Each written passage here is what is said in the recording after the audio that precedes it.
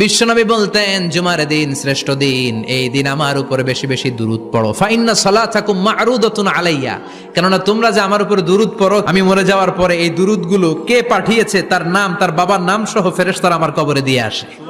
সাহাবারা বললেন, ইয়া রাসূলুল্লাহ কাইফা সালাতুনা মা'রুদাতুন আলাইক, আপনি মরে যাওয়ার পরে আমাদের দুরূদ কেমন করে আপনি দেখবেন? ওয়াকাদ আরিমতা, আপনি তো পচে গলে মাটির সাথে মিশে যাবেন।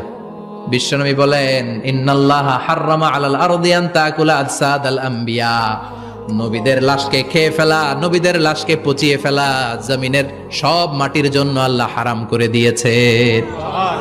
নবীদের লাশ পচে না, নবীদের লাশ গলে না।